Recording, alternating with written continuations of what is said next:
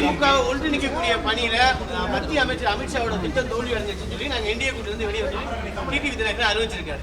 ஆனால் நான் வந்து அண்ணன் டிடிவி அவங்ககிட்ட பேசினேன். ஒரு மிக முக்கியமான ஒரு தலைவர். 2024 நம்முடைய தேசிய ஜனநாயக கூட்டணி என்டிஏ அதில் மிக முக்கிய தலைவராக இருந்தவங்க, போட்டியிட்டவங்க, தமிழக அரசியலில் நீண்ட நெடிய பயணத்தை பார்த்தவங்க, நிறைய உயரத்தை பார்த்தவங்க, அதே நேரத்தில் நிறையா பிரச்சனைகளும் சந்தித்தவங்க. அதெல்லாம் தாண்டி அரசியல் நிலைத்திருக்கக்கூடிய ஒரு தலைவர், லாஞ்சிவிட்டி. அண்ணங்கிட்ட தொலைபேசி மூலமாக நான் வேண்டுகோள் விடுத்தேன். அவங்களுடைய முடிவை வந்து அண்ணன் மறுபரிசீலனை செய்யணும். அண்ணன் நம்ம தமிழ்நாட்டில் 2026 நம்முடைய தேசிய ஜனநாயக கூட்டணியுடைய இலக்கு என்பது மக்களுக்கு நல்ல ஒரு ஆட்சியை கொடுக்கணும். மக்களுக்கு நல்ல ஒரு வித்தியாசமான, மக்களுக்கு தொலைநோக்கு பார்வை இருக்கக்கூடிய, சட்டம் ஒழுங்குக்கு முக்கியத்துவம் கொடுக்கக்கூடிய ஆட்சி கொடுக்கணுங்கன்னா, அதனால் கண்டிப்பாக நீங்கள் உங்களுடைய முடிவை மறுபரிசீலனை செய்ய வேண்டும் என்று அண்ணன் டிடிவி அவர்கள்ட்ட வேண்டுகோள் வைத்திருக்கின்றோம். நானும் வச்சுருக்கேன், அதே மாதிரி நிறைய பேர் வச்சுருக்கிறாங்க. அதனால் அண்ணன் அவர்கள் பரிசீலனை செய்வார்கள் என்கின்ற நம்பிக்கை எனக்கு இருக்குங்கண்ணா. முதல்ல. இரண்டாவது, நாம் தேவையில்லாத சில விஷயங்களை குழப்பிக்கொள்ள வேண்டிய அவசியம் இல்லை. நம்முடைய மத்திய உள்துறை அமைச்சர் திரு அமித்ஷா அவர்கள் தேசிய ஜனநாயக கூட்டணி விரிவுபடுத்தப்பட்ட பொழுது ஏப்ரல் மாதம் உங்களுக்கு தெரியும் 10ஆம் தேதி 9-10 சென்னையில் இருந்தாங்க. அன்னைக்கு நம்முடைய அனைத்து இந்திய அண்ணா திராவிட முன்னேற்றக் கழகம், இன்றைக்கி எதிர்க்கட்சி தலைவராக இருக்கக்கூடிய அண்ணன் எடப்பாடி பழனிசாமி அவர்கள் என்டிஏவினுடைய முதலமைச்சர் வேட்பாளராக இருப்பாங்க அப்படிங்கிறத தெல்ல தெளிவாக சென்னையில் உங்கள் முன்னாடி தான் சொன்னாங்க. ஸோ அதன் பிறகு அமித்ஷாஜி அவர்களை பொறுத்தவரை நிறைய நேரம் கொடுத்து தமிழகத்துக்கு வர்றாங்க. எத்தனை முறை மதுரை, அதன் பிறகு திருநெல்வேலி, அதன் பிறகு பாரதிய ஜனதா கட்சியினுடைய மூத்த தலைவர்களை டெல்லியில் தன்னுடைய இல்லத்திற்கு அழைத்து 2-3 மணி நேரம் செலவழித்து பேசிகிட்டு இருக்காங்க. ஸோ அமித்ஷாஜி அவர்களை பொறுத்தவரை மிக உறுதியாக இருக்கிறாங்க. தமிழகத்தில் 2026 மாற்றம் வர வேண்டும், தேசிய ஜனநாயக கூட்டணி ஆட்சி இங்கே வரணும் அப்படிங்கிறத நம்ம தெளிவாக இருக்கிறாங்க. அதனால் எந்த தேவையில்லாத குழப்பமும் வேண்டாம். நிச்சயமாக தமிழகத்திலே நல்ல ஒரு மாற்றம் நடக்கும். அதே நேரத்தில் அண்ணன் டிடிவி அவர்களும் அண்ணன் ஓபிஎஸ் அவர்களும் தங்களுடைய எடுத்திருக்கக்கூடிய முடிவுகளை நிச்சயமாக மறுபரிசீலனை செய்வார்கள் என்கின்ற நம்பிக்கை ஒரு புறம் எனக்கு இருக்குது. காரணம், 2024 அவர்களுடைய நடவடிக்கை. டிடிவி அண்ணன் எந்த சீட்டுமே வேண்டான்னு கூட்டணிக்கு வந்தாங்க. நம்மளே கூட்டணியில் இருக்கும்போது கட்சிகள் டிமாண்ட் பண்ணுவாங்க, சீட்டு கேட்பாங்க. எதுவும் இல்லாமல் வந்தவங்க. அண்ணன் முன்னாள் முதலமைச்சர் அண்ணன் ஓ பன்னீர்செல்வம் அவர்கள் ஒரு சாதாரண அரசியல்வாதி கிடையாது. நம்முடைய பாரத திருநாட்டில் எத்தனை அரசியல்வாதிகள், முன்னாள் முதலமைச்சர்கள் ஒரு எலெக்ஷனில் சிம்பிள் இல்லாமல் இண்டிபெண்டன்ட் கேண்டிடேட்டாக எத்தனை பேர் போட்டி போட்டிருப்பாங்க? எனக்கு தெரிஞ்சு இந்திய அரசியல் சரித்திரத்தில் யாரும் கிடையாது. அண்ணன் ஓபிஎஸ் அவர்கள் மட்டும்தான். ஏன்? பாரத பிரதமர் நரேந்திர மோடி ஐயாவின் மீது இருக்கக்கூடிய அன்புக்காக அன்னைக்கு அண்ணன் ஓ பன்னீர்செல்வம் அவர்கள் இண்டிபெண்டன்ட் கேண்டிடேட்டாக போட்டி போட்டாங்க ராமநாதபுரத்தில். அது உங்களுக்கு தெரியும். அதனால் அப்படிப்பட்ட பெரிய உள்ளம் கொண்டவர்கள், நல்ல மனிதர்கள் நிச்சயமாக பரிசீலனை செய்வாங்க. அதனால் இப்போவே தேவையில்லாமல் குழப்பி வேறு யூகங்களுக்கு விடை கொடுத்து நாங்கள் பதில் சொன்னால் அது நல்லா இருக்காதுங்க. துரோகம் தலைவர் சாடிக்கிறதுன்னு டிடி தினகரன் பிரஸ் மீட்ல சொல்லியிருக்காரு. இவ்வளோ நாள் நாங்கள் பொறுத்திருந்தோம், ஆனால் துரோகம் தலைவர் சாடுது அப்படின்னு ஒரு ஸ்டெப். ஆனால் அண்ணன் டிடிவி அவர்களை பொறுத்தவரை காட்டுமன்னார் கோவிலில் நேற்று சாயங்காலம் பத்திரிகை நண்பர்களை பார்த்து பேசினாங்க. அதுக்கு நான் பதில் சொல்வது சரியாக இருக்காதுங்கன்னா அண்ணன் சில கருத்துக்களை முன் வச்சிருக்கிறாங்க. அதையெல்லாம் கூட இங்கே இருக்கக்கூடிய தலைவர்கள் எல்லோரும் அதெல்லாம் பார்ப்பாங்க, பேச வேண்டிய நேரத்தில் பேசுவாங்க.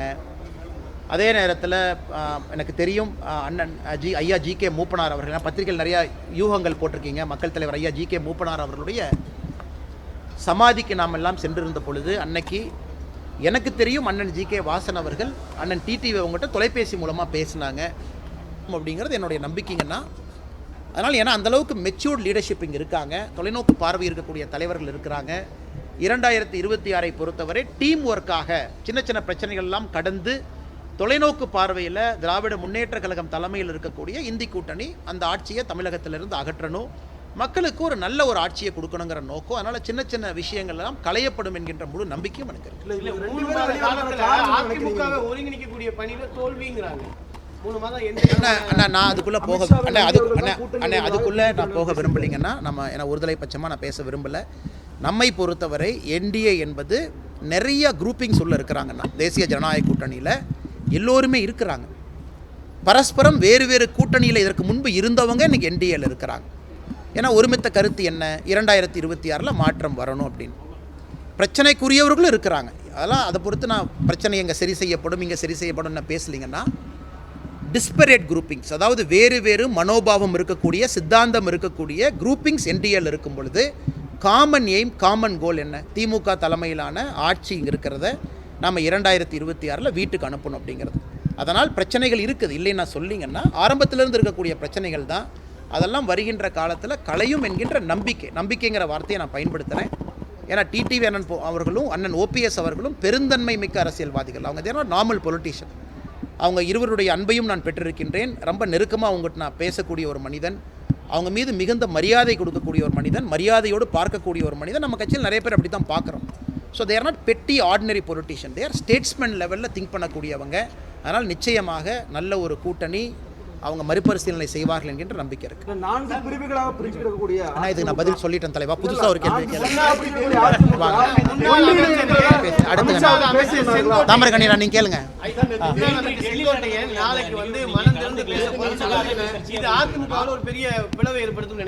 ஆனால் நான் யூகங்களுக்கு எப்படிங்க நான் பதில் சொல்லுவேன். அதனால் எனக்கு இது யூகங்களுக்கு நான் பதிலளிக்க முடியாதுங்கன்னா, ஏதாவது நடந்தால் நடந்து விட்டதுன்னு கேளுங்க, நான் பதில் சொல்கிறேன். இன்னைக்கு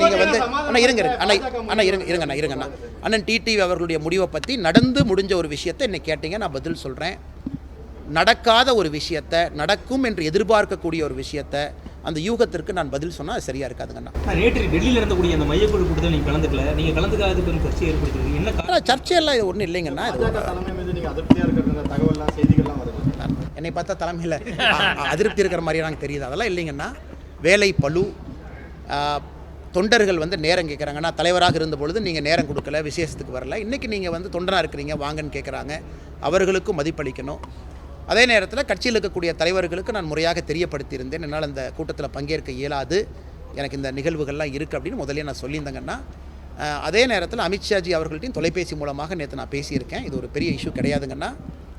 களத்திலையும் தலைவர்கள் இருக்கணும், அது முக்கியம். ஒரு கட்சியினுடைய வளர்ச்சி தலைவர்கள் களத்தில் இருப்பது கட்சியினுடைய வளர்ச்சிக்கு முக்கியம். தொண்டர்கள் சில நேரத்தில் மட்டும்தான் எங்களை எதிர்பார்க்குறாங்க. அந்த நேரத்தில் அவர்கள் குடும்பத்துக்கு கௌரவம் கொடுத்து நாங்கள் இருக்கணும். ஒரு தொண்டன் எதிர்பார்ப்பது அவங்களுடைய சுப நிகழ்ச்சியில் துக்க நிகழ்ச்சியில் அந்த நேரத்தில் இருக்கணும் அப்படின்னு. அதையும் செய்வதும் என்னுடைய கடமையாகத்தான் பார்க்குறேன். எங்கள் கட்சியில் இருக்கக்கூடிய தலைவர்களும் பெருந்தன்மை மிக்க தலைவர்கள். அவங்களும் இந்த பாதையெல்லாம் தாண்டித்தான் இன்றைக்கி பெரிய தலைவர்களாக இருக்கிறாங்க. அதனால் ஒரு தனிப்பட்ட சங்கடங்கள் அவங்களுக்கு புரியும். அதனால் இதை யாரும் பெரிதாக எடுத்துக்கொள்ள மாட்டார்கள். எல்லோரும் பெருந்தன்மையாகத்தான் அதை பார்ப்பாங்க. அதிமுகவிலிருந்து பிரிஞ்சு போன தலைவர்கள் மீண்டும் தேர்தலுக்கு முன்னாடி சேர்றதுக்கான சூழலாம் பாஜக உருவாக்குறதுக்கான சாத்தியக்கூறுகள் இருக்கு. ஆனால் ஒரே கேள்வியை மாற்றி வேர்ட்ஸை மாற்றுறீங்க தலைவா. நான் பதில் சொல்லிட்டேங்கன்னா யூகத்துக்கு நான் பதில் அளிக்கலைங்க. நான் ஒரு நிமிஷம் டிடிவி அண்ணன் பேசினதுக்கு பதில் சொல்லிட்டேன். டிடிவி அண்ணனுக்கு வேண்டுகோள் வச்சுட்டேன். நாளைக்கு காலையில் நான் இங்கிருந்து ஓடி போகிறதுனா முன்னாடி தான் இருக்க போகிறேன். ப்ரெஸ்ஸை டெய்லி சந்திக்க தான் போகிறேன். நேரம் இருக்குது. இந்த வாரம் பேசுவோம், அடுத்த வாரம் பேசுவோம். நிறையா இருக்குது. வலுவடைஞ்சிட்டு வருதுன்னு சொல்றீங்க. ஆனால் ஓபிஎஸ் டிடிவி தினகரன் உள்ளிட்டவங்களாம் வெளியே போகிறாங்க. அது எப்படி வலுவடைஞ்சிட்டு இருக்குன்னு சொல்றதுக்கான காரணம் அண்ணா இல்லை ஒரு நிமிஷம் இருங்கண்ணா. ஒரு நிமிஷம். நான் டிடிவி அண்ணனும் ஓபிஎஸ் அண்ணனும் போயிட்டாங்கன்னு நான் சொல்லிங்கண்ணா. மன வருத்தம் இருந்தாலும் கூட மறுபரிசீலனை செய்வார்கள். இது ஒரு நம்பிக்கைங்கண்ணா. இரண்டாவது, traction in the ground, narrative, யார் வேண்டாம் யார் வேண்டும் என்கின்ற மக்களுடைய முடிவு. இதன் அடிப்படையில் சொல்கிறேன். எலெக்ஷனுக்கு இன்னும் ரொம்ப நாள் இருக்குது, ரொம்ப தூரம் இருக்குது. எல்லாம் சரியாக இருக்கும், நீங்கள் கவலைப்படாதீங்க. வேறங்கண்ணா விஜயை நோக்கி போறதுக்கான வாய்ப்பு இருக்கா? டிடிவியோ ஓபிஎஸ் அண்ணா நான் தான் சொல்லிட்டேங்கண்ணா. அண்ணா யூகங்களுக்கும் நடக்காத ஒரு விஷயங்களுக்கும் நான் பதில் சொன்னால் சரியா இருக்காதுங்கண்ணா. நடந்த விஷயத்தை கேளுங்க, நான் பதில் சொல்கிறேன். வேறங்கண்ணா தலைவா, நீங்கள் அதே கேள்வியை திரும்ப கேட்டால் அதே பதில் தான் தலைவா. 2026 விஜய் அவங்க தாக்கத்தை ஏற்படுத்துவாங்களான்னு கேட்டிங்கன்னா ஏற்படுத்துவாங்க. அதில் எந்த மாற்று கருத்து இல்லை. ஏன்னா தமிழ்நாட்டை பொறுத்தவரை புதியவர்களுக்கு எப்பொழுதுமே வாய்ப்பு கொடுக்கக்கூடிய ஒரு இடம். மாற்றம் வேண்டும் என்று 10% வாக்காளர்கள் எப்பொழுதுமே மாற்றத்திற்காக வாக்களிக்கக்கூடிய வாக்காளர்கள் இங்கே இருக்கிறாங்க. மாற்றத்தை யார் பேசினாலும் கூட வாக்காளர்கள் மரியாதை கொடுப்பாங்க. ஸோ அந்த பாயிண்டில் வந்துங்கன்னா உங்களுக்கும் எனக்கும் டிபேட் இல்லைங்கண்ணா. நான் சொல்வது, யார் ஆட்சி அமைக்க போகிறாங்க, தாக்கத்தை ஏற்படுத்துவது வேறு, ஆட்சி அமைக்க போவது வேறு, இரண்டுக்கும் வித்தியாசம் இருக்குது. விஜய் அவர்களை பொறுத்தவரை ஏற்கனவே நான் சொன்னது தான், பெரிய நடிகராக இருக்கிறாங்க, பெரிய ஒரு மாஸ் ஃபேன் பேஸ் இருக்கக்கூடிய ஒரு நடிகர். அதே நேரத்தில் உச்சத்திலிருந்து விட்டு நான் இதுக்கு வரணும் அப்படின்னு நினச்சி வந்திருக்கிறாங்கன்னு அவங்களே சொல்கிறாங்க. தாக்கம் ஏற்படுத்துவாங்களா? கண்டிப்பாக ஏற்படுத்துவாங்க. என்னுடைய நம்பிக்கை தேசிய ஜனநாயக கூட்டணி நாங்கள் ஆட்சி அமைப்போம் என்பது என்னுடைய தொடர் நம்பிக்கை. தொடர்ந்து அதை பிரதிபலித்துக் கொண்டு வருகின்றேன். கூட்டணியிலிருந்து வெளியே போயிருக்கக்கூடிய டிடிவி தினகரன் அவர்களையும் ஓபிஎஸ் அவர்களையும் நீங்க தொடர்பு கொண்டு பேசலாம் சொல்லியிருக்கீங்க. இப்போ மறுபடியும் பாஜகவுடைய தேசிய தலைமை அவர்கள் தொடர்பு கொண்டு பேசுறதுக்கான வாய்ப்புகள் இருக்குதா? அண்ணே, ஒரு விஷயம் நம்ம புரிஞ்சுக்கணுங்கண்ணே, தே ஆர் ரெஸ்பெக்டபிள் மெம்பர்ஸுங்கண்ணா. தனிப்பட்ட முறையில் நட்பு இருக்குது, தனிப்பட்ட முறையில் இத்தனை ஆண்டு காலம் நம்மோடு பயணம் செய்திருக்கின்றார்கள், பிரச்சனையை சந்தித்து பயணம் பண்ணியிருக்காங்க. ஒரு முன்னாள் முதலமைச்சர் அவர்கள் நான் வந்து அன்ரெகனைஸ்டு சிம்பிளில் போய் நிற்கிறேன்னா அதுக்கு எவ்வளோ பெரிய ஒரு மனசு வேணுங்கண்ணா. எத்தனை பேர் அதை செய்வாங்க? செஞ்சார். டிடிவி அண்ணா இந்த எலெக்ஷனில் வந்து எம்பி ஆக வேண்டிய அவசியமே இல்லையா? அவரே போய் நின்னார். என்ன காரணம்? தேசிய ஜனநாயக கூட்டணி பலமாக இருக்கணும், பாரத பிரதமர் நரேந்திர மோடி அவருடைய கருத்தை வலுப்படுத்தணும். அதனால் இருவரும் பெரிய மனிதர்கள். விமர்சனம் வைக்கிறவங்க 10,000 வச்சுட்டு போகலாங்கண்ணா. எம்பியாக இருந்து டிடிவி அண்ணன் என்ன சாதிக்க போகிறாருங்கன்னா இந்த நேரத்தில் அவருடைய கவனம் எல்லாம் தமிழக அரசியல் களத்தில் இருக்குது. இருந்தும் ஏன் எம்பி எலெக்ஷன் நின்னார்? பிரதமருடைய கருத்தை வலுப்படுத்துவதற்காக. ஓபிஎஸ் அண்ணனை பற்றி நான் சொன்னேன். அதனால் இருவரும் மீது மிகப்பெரிய மரியாதை நான் வைத்திருக்கின்றேன், மிகப்பெரிய கௌரவம் வச்சிருக்கிறோம், நம்ம கட்சி வச்சிருக்கு. அதனால் நிச்சயமாக அவர்கள் மறுபரிசீலனை செய்வாங்க, பேசுவாங்கன்னா காலம் இருக்குது, நேரம் இருக்குது. எல்லா கேள்விகளுக்கும் இன்றைக்கே விடை கிடையாதுங்கண்ணா. நானும் சாதாரண ஒரு மனிதன் தான். அதனால் நண்பர்கள் நீங்கள் கேட்கக்கூடிய எல்லா கேள்விகளுக்கும் எனக்கு விடை இல்லை. இன்றைக்கி ஒரு எதிர்பார்ப்போடு உங்கள் முன்னாடி பேசுகிறேன். இன்னும் ஒரு வாரம் 10 நாள் கழித்து திரும்ப கேளுங்க, 15 நாள் கழித்து கேளுங்க. ஏன்னா தலைவா இன்னும் 7-8 மாதம் இருக்குது எலெக்ஷனுக்கு. ஒரு மாதம் கழித்து இதே கேள்வியை கேளுங்க, 2 மாதம் கழித்து கேளுங்க. இன்றைக்கி நீங்கள் கேட்ட கேள்விக்கு அந்த பதில் சொல்லிடலாம். எல்லா கேள்வியும் இன்றைக்கி ஏன் கேட்குறீங்கன்னா ஒரு மாதம் கழிச்சு இதை கேளுங்க. 26 தேர்தலில் அதிமுக பாஜக கூட்டணி அமைஞ்சிருக்கு. என்னதான் தினகரனும் கூட்டணிக்கு வந்தாலும் அதை எடப்பாடி ஏற்றுக்கணும். அது ஏற்றுக்கிட்டாதான் அதிமுக தலைமையில் தான் எங்கள் கூட்டணின்றது சொல்லியிருக்காங்க. அண்ணா நான் யூகத்திற்கு பதிலளிக்க விரும்பலைங்கன்னா இன்னைக்கு பிரச்சனைக்கு இன்னைக்கு பதில் கொடுத்துருக்கேன், பொறுத்திருப்போம். ஒரு வாரம் கழிச்சு மறுபடியும் பேசுவாங்க. சசிகலாவும் அறிக்கை கொடுத்துருக்காங்க, பிரிந்திருக்கக்கூடிய அதிமுக சக்தியெல்லாம் ஒன்றியணிங்க 2020 நமக்கு வந்து பிரகாசமா இருக்குங்கிறாங்க. சசிகலா அம்மா அவர்கள் ஒரு முக்கியமான தலைவர் தமிழக அரசியலில். அவருக்குன்னு ஒரு பெரிய தாக்கம் இருக்குது, அவங்க பேசியிருக்கிறாங்க. அதனால் இப்போதைக்கு அதை பற்றி நான் கருத்து சொல்வது சரியாக இருக்காதுங்கன்னா பொறுத்திருங்கள், காலம் வரும் வரை காத்திருங்கள். நான் என் கருத்து இங்கே சொல்கிறதுக்கான இடம் கிடையாதுங்கண்ணா. கட்சி இருக்குது, கட்சியினுடைய தலைவர்கள் இருக்கிறாங்க, அவங்க பேசுவாங்க. எனக்கு ஒரு சாதாரண தொண்டனா உங்கள்கிட்ட பேசிட்டு இருக்கேன், என் கருத்தை நான் முன் வச்சேன். செங்கோட்டையன் நாளைக்கு செய்தியாளர்களை சந்திக்க போறாரு, அவரை சமாதானப்படுத்த பாஜக முயற்சி செய்யறதா செய்தி. அண்ணே ஒரு நிமிஷங்கண்ணே, அண்ணன் முதல்ல சந்திக்கட்டும், நீங்கள் அண்ணங்கிட்ட கேள்வி கேளுங்க. செங்கோட்டையன் பதில் சொல்லட்டும், பதில் சொன்னதுக்கப்புறம் கேள்வி கேளுங்க, பதில் சொல்கிறேங்கண்ணா. நடக்காத ஒரு செய்தியாளர் சந்திப்புக்கு இன்றைக்கே பதில் சொல்லுங்கன்னா எப்படிங்கண்ணா நான் சொல்ல முடியும்? Yes madam. திமுகவுக்கு வந்த வரவேற்புன்னு சொல்லி ஈரோட முத்துசாமி வந்து வரவேற்கிறார். யாருங்கண்ணா? ஏன்னா முத்துசாமி என்னன்னா இங்கே இருந்தால் நாங்கள் போனார்ண்ணா. அவர் என்ன நீங்கள் முத்துசாமி என்ன அந்த ஆள் பிடிக்கிற வேலையை முதல்ல விட்டுறணுங்கண்ணா. நான் அன்றைக்கி அண்ணன் முத்துசாமி அவர்கள் மீது பெரிய மரியாதை வைத்திருக்கக்கூடிய மனிதன் நான். மாற்றுக் கட்சியில் இருந்தாலும் கூட ஒரு ஜென்டில்மேன் அரசியல்வாதி, நல்ல அரசியல்வாதி. அவருக்கு எதுக்கு இந்த வயசில் ஆள் பிடிக்கிற வேலை? அவருடைய வயசுக்கு நாங்கள் மரியாதை கொடுக்குறோம். தமிழக அரசியலினுடைய மூத்த அரசியல்வாதி, ஒரு முக்கியமான அரசியல்வாதி.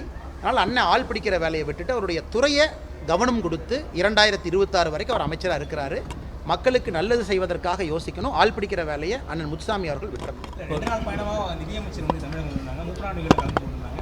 உட்கட்சி பூசல் கட்சியில் சில சலசலப்புகள் இருக்குது, கூட்டணி வந்து சலசலப்பு சொல்லி கருத்து வச்சுருக்காங்க. என்ன மாதிரியான சலசலப்பு கட்சியில்? அண்ணா ஒரு நிமிஷங்கண்ணே, நான் ஏற்கனவே சொல்லியிருக்கேங்கண்ணே, நான் வந்து அரசியலில் சில விஷயங்களை கடந்து செல்லக்கூடிய ஒரு மனிதன்.